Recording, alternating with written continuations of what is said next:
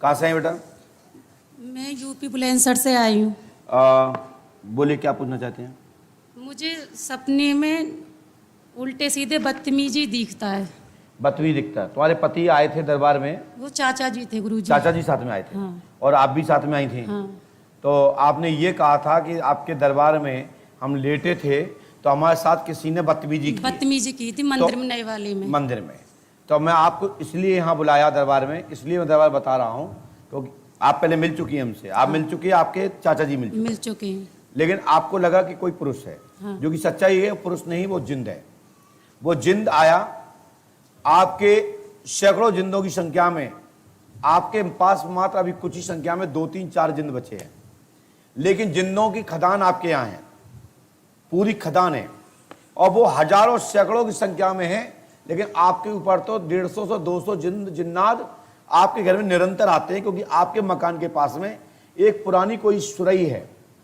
ससुराल में गुरुजी, मायके में? जहां भी हो, लेकिन है तो जो मायके का मैटर। अच्छा। पुरानी सुरई है। सुरई जानते हो ना? मीना, कुतुब मीनार टाइप की, चुन्नी टाइप की। और वहां पुरानी कोई राजाशाही घड़ी है।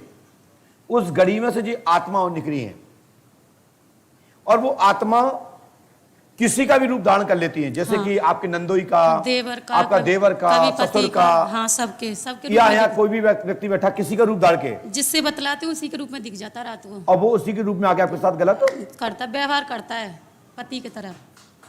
नाइक से बोले, क्या बोले आप? पति की तरह व्यवहार करता है रात को सोते समय। साक्षात साथ साथ, बिल्कुल। सोच लो। थोड़ा सामने आपका क्या दिखा दीजिए। आपका दीदी नाम क्या है? भावना राजपूत। सामने दिखाइए। आपके साथ क्या क्या, एकदम जूम करके ले लीजिएगा। दीदी आपके साथ, आप सामने देखिए। आपका नाम क्या है? भावना राजपूत। कहाँ से आई बेटा? बुलंदशहर, यूपी। क्या क्या कैसा कैसा लगता है आपको? क्या क्या लगता है? थोड़ा मर्यादा रखते बोलिए। मेरे चाचा जी की सब जगह से बिल्कुल लग्गिम टूट गई थी। बोल रहे थे पंडोकर धाम चल, यूट्यूब पे देखा है, अगर वहाँ तेरी जान बच गई तो ठीक है, नहीं तो दुनिया में कोई नहीं बचा पाएगा तुझे। कौन चाचा जी? मुकेश चाचा जो आए हैं? हाँ। आ जाइए। चलिए, उनका विश्वास है कि आप यहाँ तक आई। आपके साथ क्या क्या होता है दीदी? मेरे साथ, मेरे 9 साल से तो दर्द कर रखा है बाईं तरफ, और दवा खाती हूँ, कोई आराम नहीं पड़ता है। 2 बेटी हैं, पति गुस्सा रहते हैं कि बेटा नहीं है, तेरे मायके में भी कोई है ना, मैं क्या करूँ तुझे रख के। मतलब तुम्हारे कोई मायके में है? नहीं, मम्मी पापा नहीं है, चाचा चाची ताई ताई समझते हैं मेरे को। आपके साथ में क्या क्या होता है? जैसे अभी आपने बोला कि हमारे साथ कोई रूप धारण करके आता है। वो पति की तरह सोता है मेरे पास में आके। अच्छा, आप लोग समझ ही गए होंगे।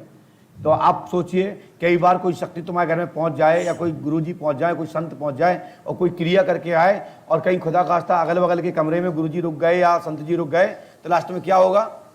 वो संत में जूते गलेंगे और गुरु में जूते गलेंगे। कि साला मेरे कमरे में आया था, तू ऐसा करना चाहता था। ये कुछ जिन्नात ऐसे होते हैं जिनको मैं नाम नहीं ले सकता। ऐसे जिन शक्तियों की कुछ शक्तियां हैं, जिनके ऐसे जिन्नात होते हैं जिनके नाम लेने का अधिकार इस गद्दी से मुझे नहीं है, क्योंकि वो निष्ठ से निष्ठ, नीच से नीच है। ऐसे लोगों के नाम नहीं लिए जाते हैं। नहीं तो वो अपने आप को समझता कि मेरा नाम ले रहा है इतना बड़ा गुरु या इतना बड़ा कोई शक्ति। ठीक है ना? तो मेरा कहने का तात्पर्य आपसे यह है कि आज के बाद ये जिंद आपको परेशान नहीं करेगा, लेकिन 40 दिन आपको पंडोकर धाम रहना है। ठीक, 40 दिन। इसमें चाचा को सहयोग करना पड़ेगा, मम्मी को करना पड़ेगा, पति को करना पड़ेगा, सभी को करना पड़ेगा। मैं गारंटी देता हूं, आज के बाद जीवन पर्यंत, यहां तक कि तुम्हारे साथ शरीर पति की भी ताकत नहीं कि तुम्हें छू के दिखा दे।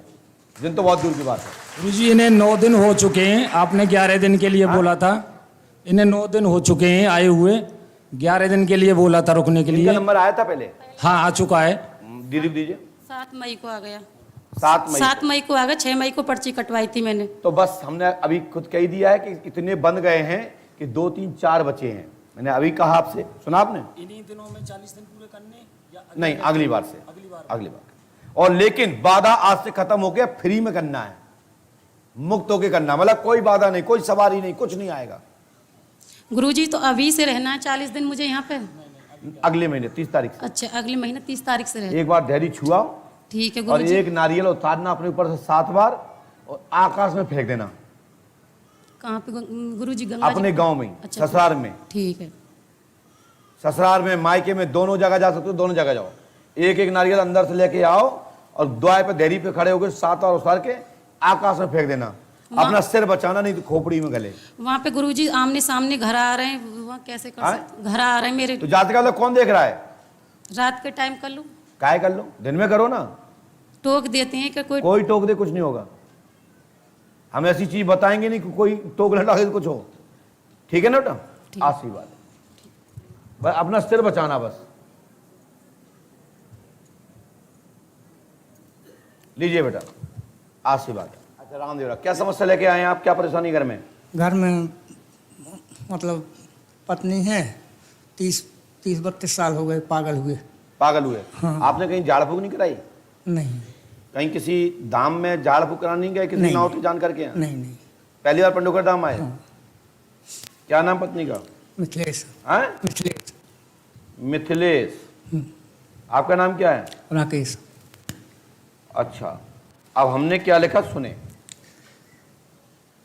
भूरेलाल पिता गणेश पितर भूत बने हैं, घर में तनाव बना है, पहले भूरेलाल का स्थान दो। ये भूरेलाल कौन है? माइक उठाओ। हैं? पिताजी। और गणेश कौन है? बाबा। ये पितर बने हैं, मतलब प्रेत, इसमें हाथ मत रखो, प्रेत योनि में बने हैं जी। इनका स्थान दो। घर में तनाव बना है, पूजा पाठ में मन नहीं लगता, नहीं लग रहा है। ठीक है जी। 30 साल से पागल टाई स्त्री मिथिलेश है। 10 सितंबर से लाभ होगा, आशीर्वाद। जी। वर्ष 2022 से आपकी पत्नी का पागलपना खुलेगा, आशीर्वाद है। जी। हनुमान जी पे आस्था रखो, पंडोकर सगर आपकी मनोकामना पूरी करेंगे और आपको सभी कार्य 100% पूर्ण होंगे। और ईश्वर पे आस्था रखिए, लाभ होगा, आशीर्वाद है। चलिए।